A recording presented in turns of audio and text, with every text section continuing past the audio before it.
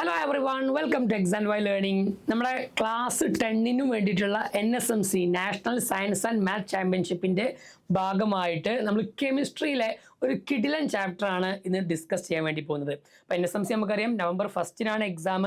CBT ആണ്, computer based test ആണ്. കേരളത്തിലെ എല്ലാ ജില്ലകളിലും സെൻറ്റേഴ്സിൻ്റെ, അതിന് പുറമെ ഔട്ട് ഓഫ് കേരളയും സെൻറ്റേഴ്സുകളുണ്ട്.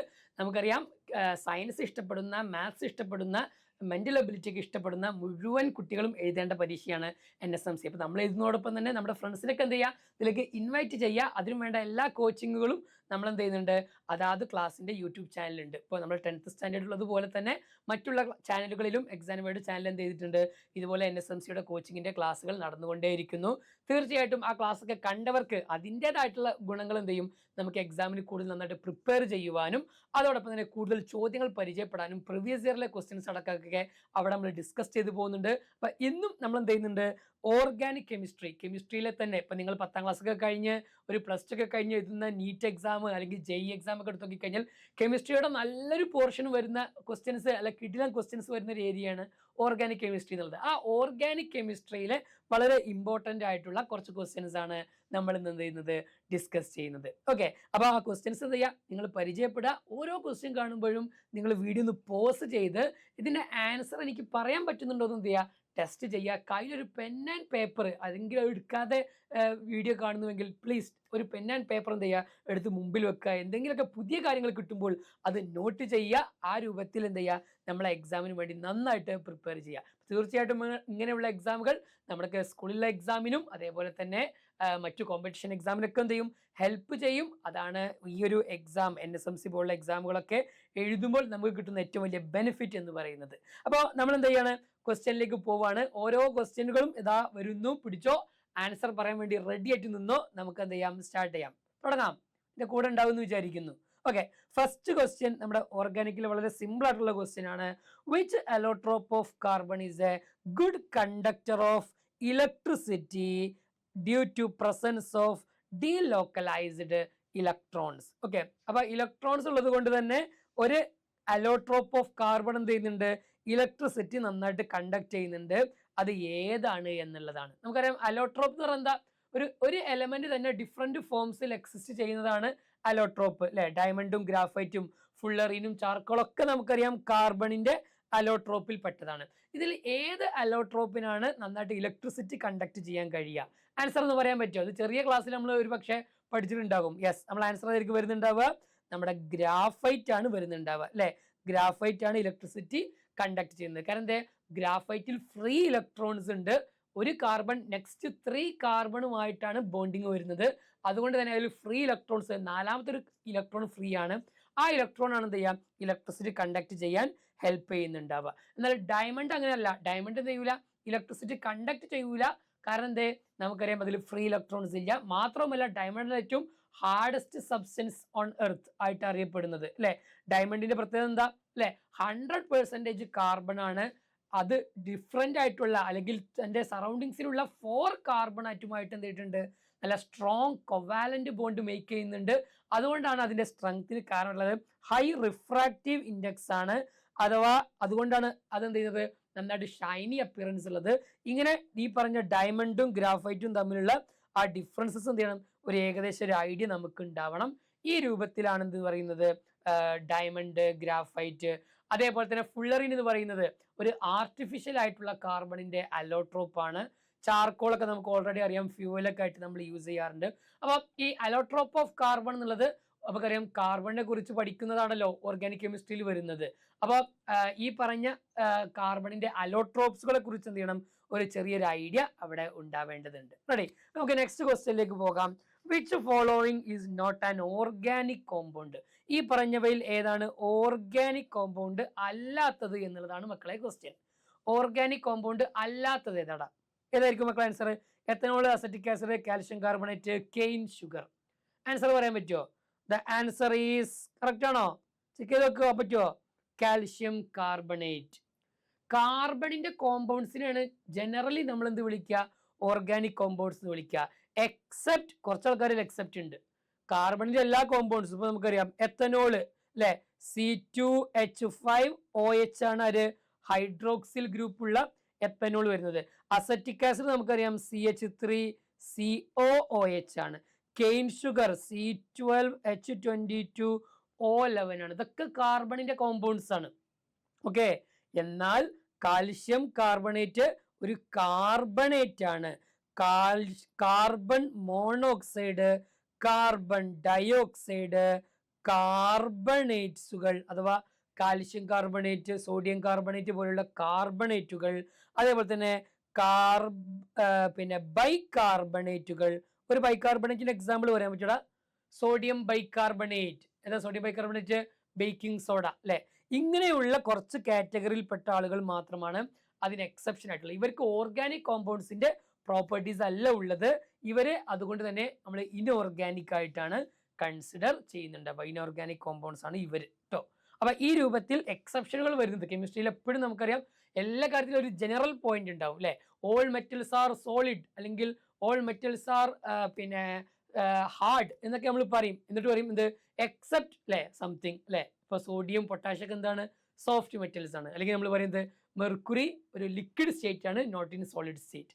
എപ്പോഴും ഈ എക്സെപ്ഷൻ കേസുകൾ ചോദിക്കാൻ കോമ്പറ്റീഷൻ എക്സാമിൽ കെമിസ്ട്രി സബ്ജക്റ്റിൽ വരാനുള്ള പോസിബിലിറ്റി വളരെ കൂടുതലാണ്. അങ്ങനത്തെ ക്വസ്റ്റ്യൻ നമ്മൾ പ്രത്യേകം നോട്ട് ചെയ്യണം. അതാണ് പറഞ്ഞത്, അറിയാത്ത എന്തെങ്കിലും പോയിന്റ് ഒക്കെ ഉണ്ടെങ്കിൽ ഒരു പെന്നും പേപ്പറൊക്കെ എടുത്ത് നോട്ട് ചെയ്ത് കഴിഞ്ഞാൽ നമ്മുടെ സ്കൂളത്തെ എക്സാമിനും ഉപകാരപ്പെടും, ഇങ്ങനെയുള്ള കോമ്പറ്റീഷൻ എക്സാമിനും ഉപകാരപ്പെടും. നമ്മുടെ തലയിൽ ആ സംഗതി ഉണ്ടാകും. റെഡി? അപ്പോൾ ഈ പറഞ്ഞ ഓർഗാനിക് കോമ്പൗണ്ട്സുകളെ കുറിച്ച് അറിയണം. റെഡി? യെസ്.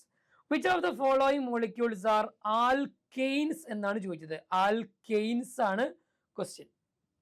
ആൽക്കെയിനിന്റെ പ്രത്യേകത എന്താ മക്കളെ? ആൽക്കെയിൻ, ആൽക്കീൻ, ആൽക്കൈൻ അല്ലെ, 3 ടൈപ്പ് ഹൈഡ്രോ കാർബൺസ് നമ്മൾ പരിചയപ്പെട്ടിട്ടുണ്ടായിരുന്നല്ലോ അല്ലെ. They have A general formula. അവർക്കൊരു ജനറൽ ഫോർമുല ഉണ്ടാവും. എന്താണ് ആൽക്കെയിനിന്റെ ജനറൽ ഫോർമുല? കാർബൺ എത്ര ഉണ്ടോ അതിന്റെ ഡബിൾ പ്ലസ് 2 CnH2n+2 എന്നാണ് കേട്ടോ. CnH2n+2. അപ്പൊ കാർബൺ 10 ഉണ്ടെങ്കിൽ ഹൈഡ്രജൻ എത്ര ഉണ്ടാവും? 22 എണ്ണം. കാർബൺ 5 ആണെങ്കിൽ ഹൈഡ്രജൻ എത്ര ഉണ്ടാവും? 12 എണ്ണം. ഇരട്ടി +2. അതാണ് ആൽക്കെയിൻ. അവർ സിംഗിൾ ബോണ്ട് മാത്രമേ കാർബണിൽ ഉണ്ടാവുള്ളൂ. ഇൻ ബിറ്റ്വീൻ കാർബൺ ഒരു ഡബിൾ ബോണ്ട് ഉണ്ടെങ്കിൽ നമ്മൾ എന്താ വിളിക്കുക?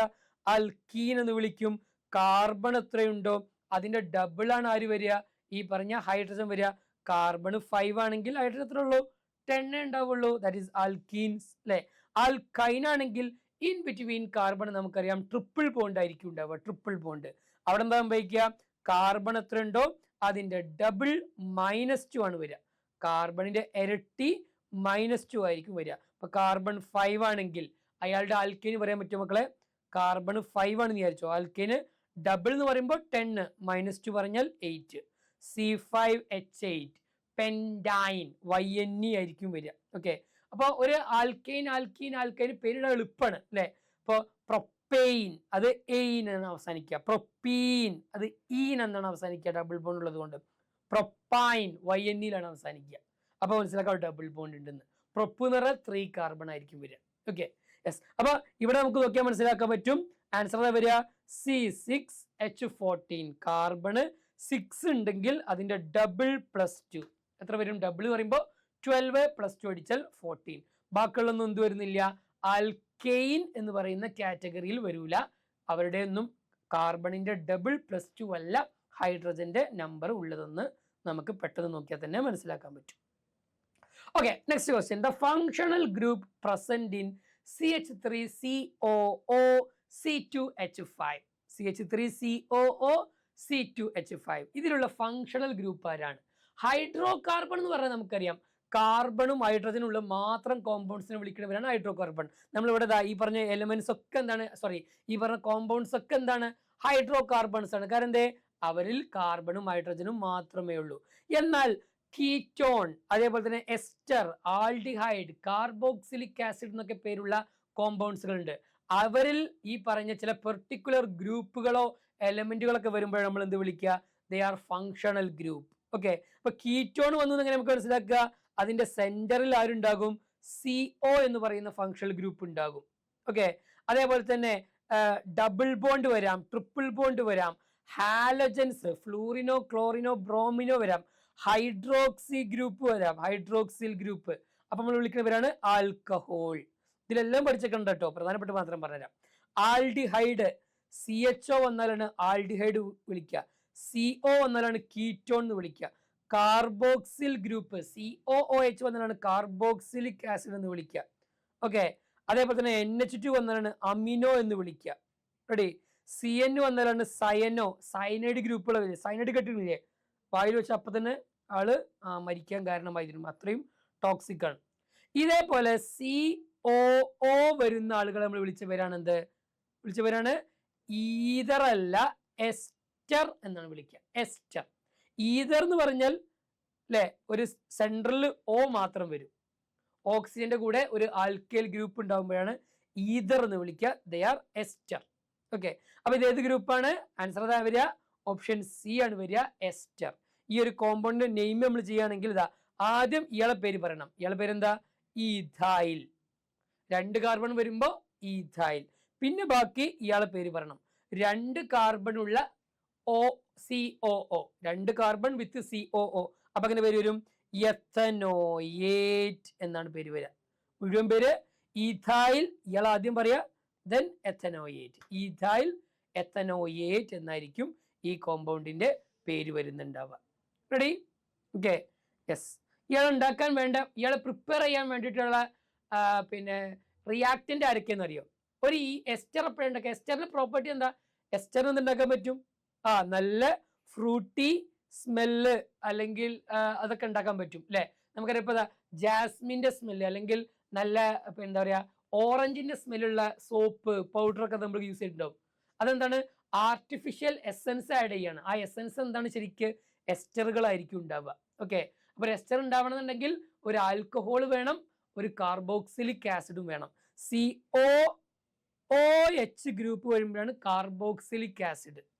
ഓക്കെ, OH വരുമ്പോഴാണ് ആൽക്കഹോൾ വരിക. അപ്പൊ നമുക്ക് ഈഥൈൽ എന്ന് പറയുന്ന ആള് ഈ പറഞ്ഞ എത്തനോൾ ആയിരിക്കും ഉണ്ടാവുക. പിന്നെയോ 2 കാർബൺ ഉള്ള എത്തനോയേറ്റ് ഉണ്ടാവണമെന്നുണ്ടെങ്കിൽ അത് വെച്ചുള്ള COOH ആരാണ്? എത്തനോയിക് ആസിഡ് ആണ്. അപ്പൊ എത്തനോളും എത്തനോയിക് ആസിഡും കൂടി ആഡ് ചെയ്താലാണ് എന്തുണ്ടാവുക? ഈഥൈൽ എത്തനോയേറ്റ് എന്ന് പറയുന്ന ഒരു എസ്റ്റർ അവിടെ ഉണ്ടാവാനുള്ള കാരണമായിട്ട് തീരുന്നത്. റെഡി? അപ്പൊ ഈ രൂപത്തിൽ എന്ത് ചെയ്യണം? നമുക്ക് എസ്റ്ററുകളെ കുറിച്ചും അതിന്റെ യൂസസിനെ കുറിച്ചൊക്കെ ഒരു ഐഡിയ ഉണ്ടാവണം. ഓക്കെ, ഈ കോമ്പൗണ്ടിന്റെ നെയിം എന്താണെന്നുള്ളതാണ് മക്കളെ ക്വസ്റ്റ്യൻ. ഈ കോമ്പൗണ്ടിന്റെ നെയിം ചെയ്യണം. ഒന്ന് പറയാൻ പറ്റൂടാ? എങ്ങനെ ചെയ്യും നെയിം? 2 കാര്യങ്ങൾ ശ്രദ്ധിക്കണം. ഒന്ന്, ഇതിൽ ഒരുപാട് ബ്രാഞ്ചസ് ഉണ്ട് അല്ലെ? 2 or 3 ബ്രാഞ്ചസ് ഉണ്ട്. പുറമെ ഇതിലൊരു OH ഗ്രൂപ്പും ഉണ്ട്. OH ഞാൻ ഇപ്പൊ നേരെ പറഞ്ഞുള്ളൂ. OH വന്നാൽ എന്താ? ആൽക്കഹോൾ ആണ്. ഓക്കെ, അപ്പൊ ബ്രാഞ്ച് ഉണ്ട്, ആൽക്കഹോൾ ഉണ്ട്. നമ്മളിങ്ങനെ ലെഫ്റ്റ് ടു റൈറ്റിലേക്ക് കൗണ്ട് ചെയ്യണോ കാർബൺ? അതല്ല, റൈറ്റ് ടു ലെഫ്റ്റിൽ നിന്ന് 1 2 3 4 5. ഇതിലേതാണ് മക്കളെ കറക്റ്റ് ആയിട്ടുള്ളത്? പറയാൻ പറ്റുമോ? ഇതിലേതാണ് കറക്റ്റ് ആയിട്ടുള്ളത്? റൈറ്റ് ടു ലെഫ്റ്റ് ആണ് കേട്ടോ. എന്താ കാരണം എന്നറിയോ? എന്താ കാരണം?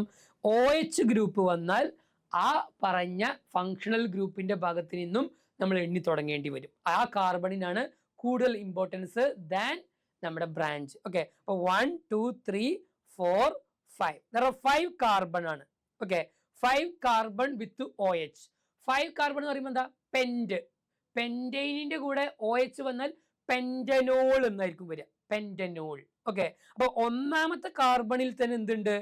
ഒന്നാമത്തെ കാർബണിൽ തന്നെ OH ഉണ്ട്. അപ്പൊ പെന്റൻ 1 ഓൾ. ഓക്കെ, പെന്റൻ, പെന്റൈൻ എന്നായിരുന്നു, പെന്റൻ എന്ന് പറയാ. ദെൻ ഓളിന്റെ അവിടെ ഒന്നാമത്തെ കാർബണിലാണ് ഓൾ വരുന്നത്. ഇനി എത്ര ബ്രാഞ്ചുകളുള്ളത്? അവിടെ നമുക്ക് കാണാൻ പറ്റും.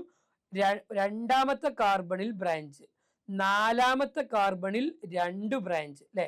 4ാമത്തെ കാർബണിൽ 2 ബ്രാഞ്ച്. ഓക്കെ, അപ്പൊ 2 4 4 ഇതാ കിടക്കണം. 2 4 4 ട്രൈമീഥൈൽ. 3 മീഥൈൽ ഗ്രൂപ്പ് ഉണ്ട്. CH3 ഗ്രൂപ്പ് വന്നാൽ വിളിക്കുന്ന പേരാണ് മീഥൈൽ. ട്രൈമീഥൈൽ, ബാക്കി പെന്റനോൾ. ഓക്കെ, സോ ഓപ്ഷൻ എ ആയിരിക്കും എന്ത് ചെയ്യാം? ആൻസർ ആയിട്ട് വരിക 2 4 4 ട്രൈമീഥൈൽ. 3 മീഥൈൽ ഗ്രൂപ്പ് ഉള്ളത് കൊണ്ട് CH3 ഗ്രൂപ്പ് വന്നാൽ വിളിക്കുന്നവരാണ് മീഥൈൽ. അത് ബ്രാഞ്ച് ആയിട്ട് വന്നാൽ നമുക്ക് ട്രൈമീഥൈൽ എന്ന് വിളിക്കാം. 3 മീഥൈൽ ഗ്രൂപ്പ് ഉള്ളത് കൊണ്ട് ട്രൈമീഥൈൽ. ബാക്കി പെന്റനോൾ എന്നാണ്. പെന്റൈനിന്റെ കൂടെ ഒന്നാമത്തെ കാർബണിൽ തന്നെ OH വരുന്നുണ്ട്. ആ 2ാമത്തെ കാർബണിലാണ് OH എങ്കിലോ പെൻഡൻ 2 ഓൾ എന്ന് പറയേണ്ടി വരും. ഓക്കെ, മൂന്നാമത്തെ കാർബണിലാണെങ്കിലോ പെൻഡൻ 3 ഓൾ എന്ന് പറയേണ്ടി വരും. ആ രൂപത്തിലാണ് ആ നെയിമിങ് നമ്മൾ ചെയ്യുക. അപ്പൊ എപ്പോഴും പേരിടുമ്പോൾ ശ്രദ്ധിക്കണം, ലെഫ്റ്റ് ടു റൈറ്റ് ആണോ. ഇതിലിപ്പോൾ OH ഇല്ല എന്ന് വിചാരിച്ചു. ഈ OH ഇല്ലെങ്കിൽ എങ്ങനെ ആയിരിക്കും വരിക? ഇവിടെ CH3 വരുമല്ലോ. അപ്പൊ എങ്ങനെ മക്കളെ പേരിടുമ്പോൾ? അപ്പൊ റൈറ്റ് ടു ലെഫ്റ്റ് പേരിടണോ? വേണ്ട, ലെഫ്റ്റ് ടു റൈറ്റ് മതി. കാരണം എന്തേ? രണ്ടാമത്തെ കാർബണിൽ തന്നെ 2 ബ്രാഞ്ച് വരുന്നുണ്ട്, നാലാമത്തെ കാർബണിൽ. അപ്പൊ ഇതിന്റെ പേര് എങ്ങനെ? 2 2 4 അല്ലെ? 2 2 4 ട്രൈമീഥൈൽ. ബാക്കി ടോട്ടൽ 5 കാർബൺ ആണ്, പെൻറ്റെയിൻ എന്നായിരിക്കും പേര് അല്ലെ? 2 2 4 ട്രൈമീഥൈൽ പെൻറ്റെയിൻ. റെഡി? അപ്പോൾ പേരിടൽ IUPAC നെയിം ചെയ്യൽ എന്താണ്? വെരി ഇമ്പോർട്ടൻ്റ് ആണ്. ഓക്കെ, ഇതിങ്ങനെ കാണുമ്പോൾ നമ്മൾ ബേജാറാവണോ? വേണ്ട, സിമ്പിളായിട്ട് ആലോചിച്ചാൽ മതി. ഇതിലുള്ള ഫങ്ഷണൽ ഗ്രൂപ്പ് വരാം, ഇതിലുള്ള ഫങ്ഷണൽ ഗ്രൂപ്പ് വരാം. അതാ കിടക്കണു COOH. CO ഡബിൾ ബോണ്ട് ആണ്, OH സിംഗിൾ ബോണ്ട് ആണ്. COOH. അപ്പൊ അവിടെ നമ്മൾ കൗണ്ട് ചെയ്താൽ മതി. ആ കാർബണിൽ കൗണ്ട് ചെയ്യാൻ മറക്കരുത് കേട്ടോ. 1 2 3 4 5 6. ഇനി പേര് പറഞ്ഞേ, നിങ്ങളെന്നെ പേര് പറഞ്ഞ് ട്രൈ ചെയ്യണം, ട്രൈ ചെയ്യേ. ഇതൊന്നും എനിക്ക് അറിയില്ല എന്ന് പറഞ്ഞിരിക്കലല്ല.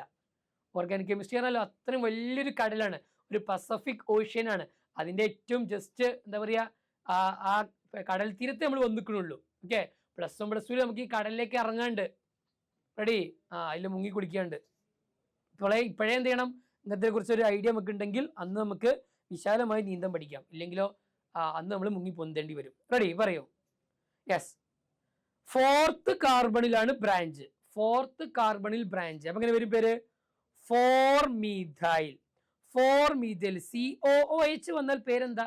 COOH വന്നാൽ ഓയിക് ആസിഡ് എന്ന് എൻഡ് ചെയ്യണം.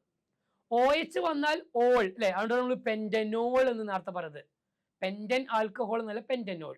അപ്പോൾ COOH വന്നാൽ പെന്റനോയിക് ആസിഡ് എന്ന് പറയണം അല്ലെ? അപ്പൊ ആൻസർ 4-മീഥൈൽ. സോറി, പെന്റല്ല, ഇവിടെ 6 കാർബൺ ഉള്ളതുകൊണ്ട് ഹെക്സ് അല്ലെ? Four methyl hexanoic acid. Option D is the right answer. Four methyl hexanoic acid. ഈ രൂപത്തിൽ ഓരോ പിന്നെ കോമ്പൗണ്ടിന്റെയും ഒക്കെ ഒരു ഏകദേശ ഐഡിയ നെയിം ചെയ്യാൻ നമുക്ക് അറിയണട്ടാ. Ready? Yes. Which of the 4 type of isomerism is possible in following pairs of compound? Okay, അവിടെ 2 കോമ്പൗണ്ട് കൊടുത്തിട്ടുണ്ട്. ഇതിലുള്ള ഐസോമറിസം എന്താണ്? എന്താണ് മക്കളെ ഐസോമറിസം? Same chemical formula. നോക്കിക്കേ, രണ്ടുപേരുടെയും കെമിക്കൽ ഫോർമുല സെയിം ആണ്. ദർ ആർ 2 കാർബൺ അല്ലെ? ഇനിയോ there are 4 hydrogen and 2 oxygen അല്ലെ? C2H4O2. ഇപ്പുറത്തോ നോക്കിക്കേ, there are 2 carbon 4 hydrogen and 2 oxygen. Ready? അപ്പൊ ഒന്നെന്താണ്? COOH ആണ്. ഒന്ന് നേരത്തെ പറഞ്ഞ പോലെ COO ആണ്. കണ്ടില്ലേ? COOH. ഇയാളോ COO. ഒന്ന് കാർബോക്സിലിക് ആസിഡ് ആണ്, ഇത് കാർബോക്സിലിക് ആസിഡാ. ഇതോ നമ്മൾ നേരത്തെ പറഞ്ഞ എസ്റ്റർ ആണ്. COO ഗ്രൂപ്പ് സെൻട്രൽ വരുമ്പോൾ എസ്റ്റർ ആണ്. അപ്പൊ കണ്ടോ, സെയിം മോളിക്കുലർ ഫോർമുല. പക്ഷെ ഇവിടെ എന്താ വ്യത്യാസം? ഇവിടെ വ്യത്യാസം വരുന്നത് അതിന്റെ ഫങ്ഷണൽ ഗ്രൂപ്പ് തന്നെ മാറി. എടാ, ഫങ്ഷണൽ ഗ്രൂപ്പ് കാർബോക്സിലിക് ആസിഡ് എന്തായി മാറി? എസ്റ്റർ ആയി മാറിയില്ലേ? അപ്പൊ ഫങ്ഷണൽ ഗ്രൂപ്പ് തന്നെ മാറിയാൽ ഫങ്ഷണൽ ഗ്രൂപ്പ് ഐസോമറിസം നമ്മൾ വിളിക്കുക. Functional group isomerism. പിന്നെ എന്ത് ഈ ചെയിൻ ഐസോമറിസം എന്താ? ചെയിൻ ഐസോമറിസം എന്ന് പറഞ്ഞാൽ മോളിക്യൂൾസ് ഇങ്ങനെ സെയിം ആയിട്ട് കിടക്കുന്നുണ്ടാവും. സോറി, മോളിക്യൂൾസ് അല്ല, ആ ചെയിന് ഡയറക്റ്റ് ഉണ്ടാകും. അത് വേണമെങ്കിൽ എന്ത് ചെയ്യുന്നു, അതിന്റെ വലുപ്പം ഒന്ന് കുറഞ്ഞ് 1 2 ബ്രാഞ്ചുകളൊക്കെ, അഥവാ അതിന്റെ ചെയിനിലാണ് ചേഞ്ച്.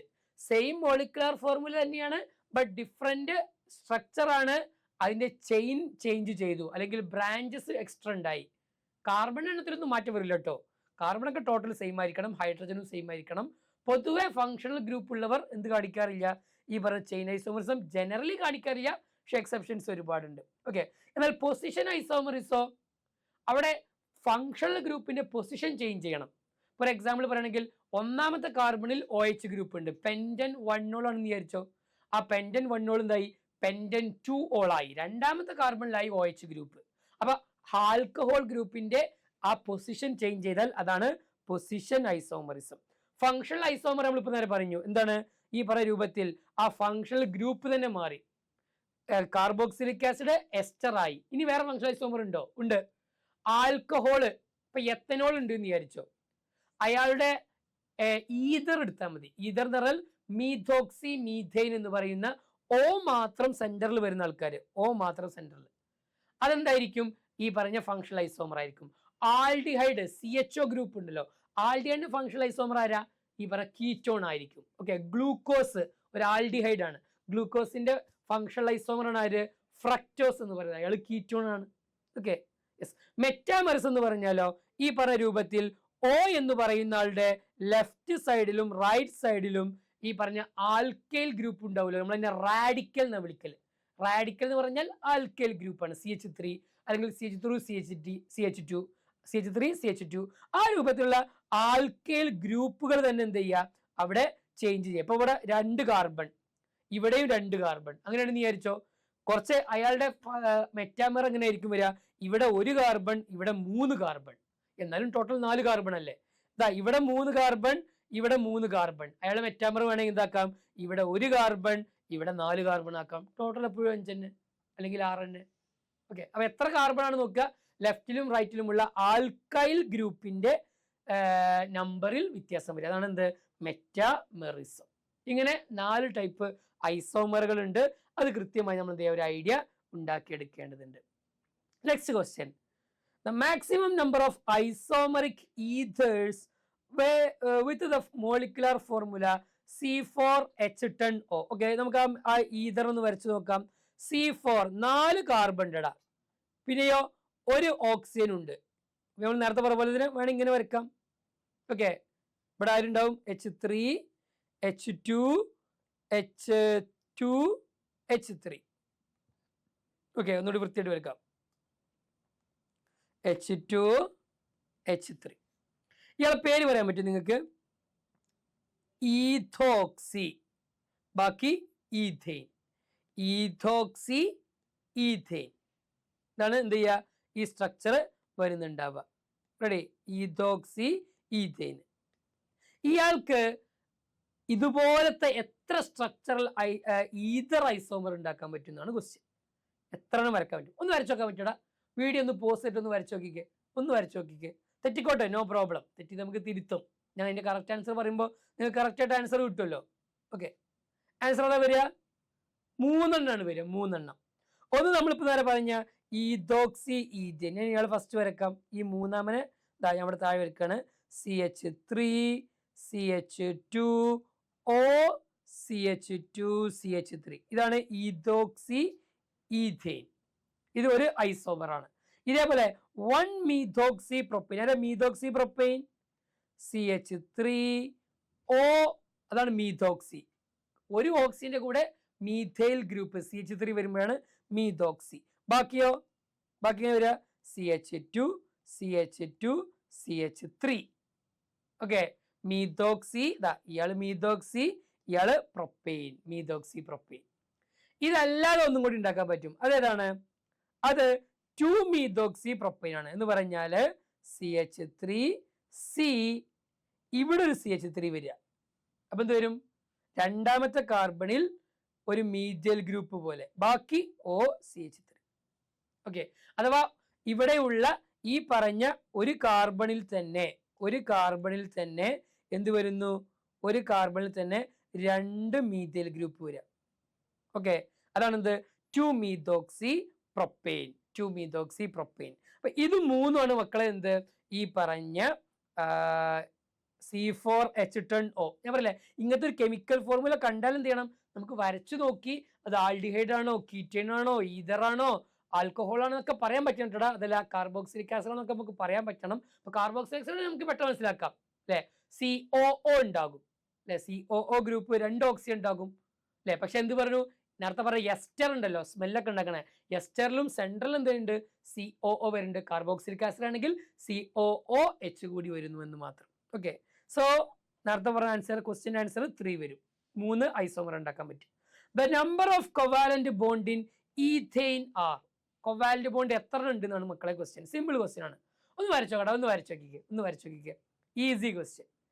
ഈഥെയിൻ അല്ലെ, ഈഥെയിൻ CH3 അല്ലെ, CH3 2 CH3 വരുമ്പോഴാണ് നമ്മൾ എന്ത് വിളിക്കുക?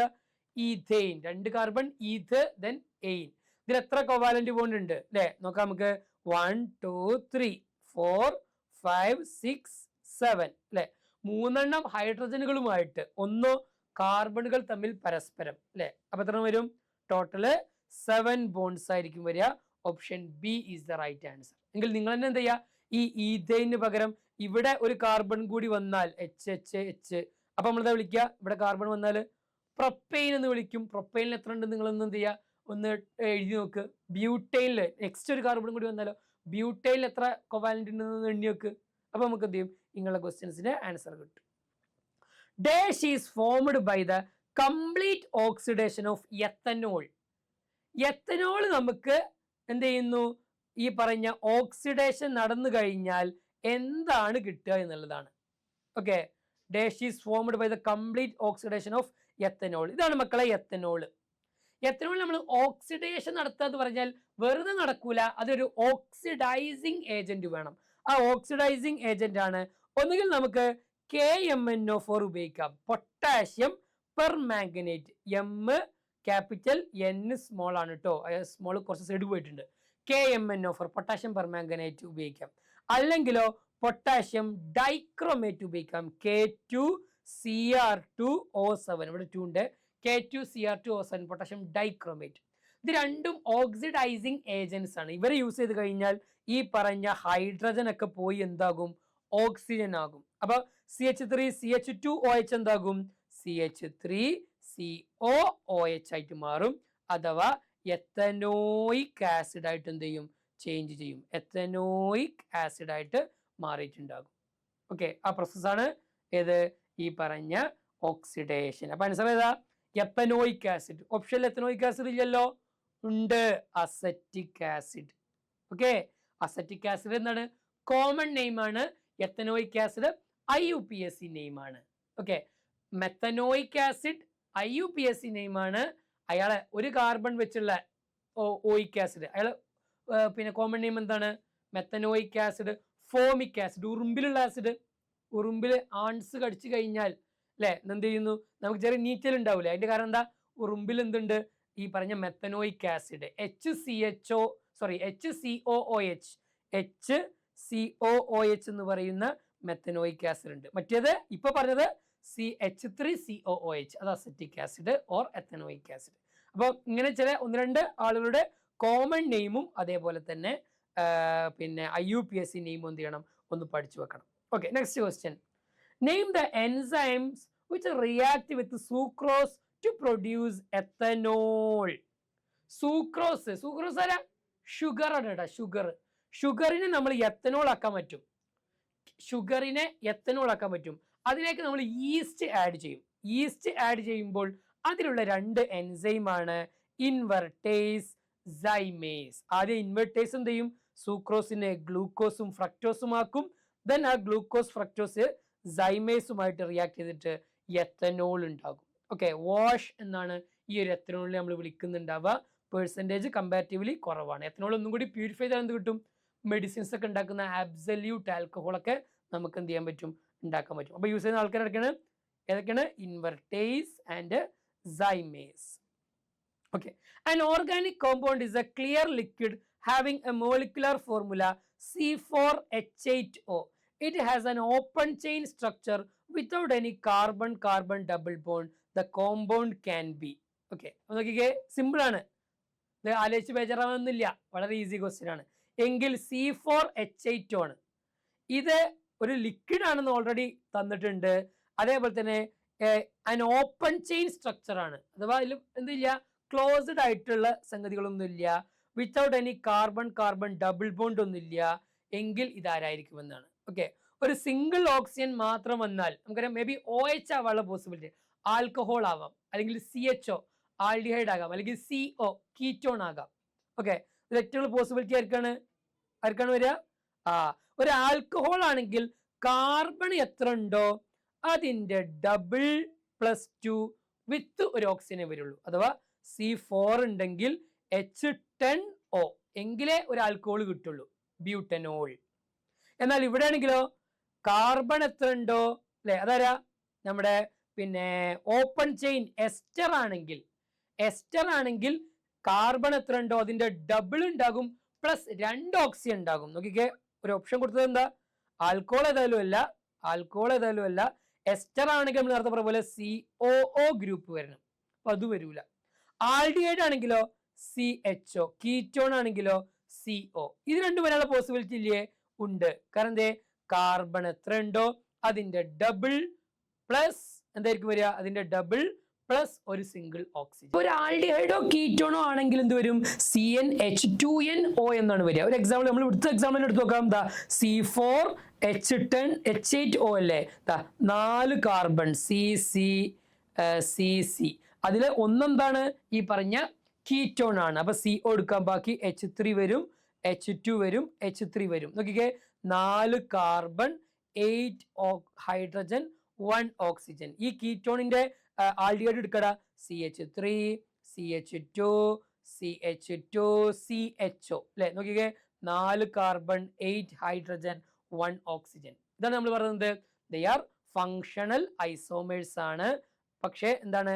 ആൽഡിഹൈഡും കീറ്റോണും വരും. അപ്പോൾ ഏതൊക്കെ വരിക? C and D. ഇവിടെ C and D ഓപ്ഷൻ 2 ആയിരിക്കും വരിക അല്ലെ? ഓപ്ഷൻ 2 ആണ് വരിക. C and D ആണ് ആ ഒരു കെമിക്കൽ ഫോർമുല ഉണ്ടാവുക. ഓക്കെ, ഇതിൽ ഏതാണ് എക്സാമ്പിൾ ഓഫ് അഡീഷൻ റിയാക്ഷൻ എന്നാണ്? എന്താ മക്കളെ അഡീഷൻ റിയാക്ഷൻ? അല്ലെ, ആരാണോ റിയാക്ട് ചെയ്യുന്നത് ആ റിയാക്ടന്റ് ആറ്റംസ് കംപ്ലീറ്റ്ലി എന്ത് ചെയ്യുന്നു? ആ ഒരു പ്രോഡക്റ്റിലേക്ക് ആഡ് ചെയ്തിട്ടുണ്ടാവണം. നോക്കിക്കേ, ഈ എക്സാമ്പിൾ ഒക്കെ നമ്മൾ എടുത്ത് നോക്കിക്കേ. ഒന്നാമത്തെ കേസിലെ ഒരു ക്ലോറിൻ ഇവിടേക്ക് വരുന്നു, അതുകൊണ്ടാണ് CH3Cl ആയത്. പകരം ഒരു ഹൈഡ്രജൻ ഇങ്ങോട്ട് പോകുന്നു, അങ്ങനെയാണ് ആ HCl കിട്ടിയത്. ഇത് നമ്മൾ സബ്സ്റ്റിറ്റ്യൂഷൻ റിയാക്ഷൻ എന്ന് വിളിക്കുക. ആദ്യത്തേതാണ് സബ്സ്റ്റിറ്റ്യൂഷൻ റിയാക്ഷൻ ആണ്. കാരണം എന്തേ?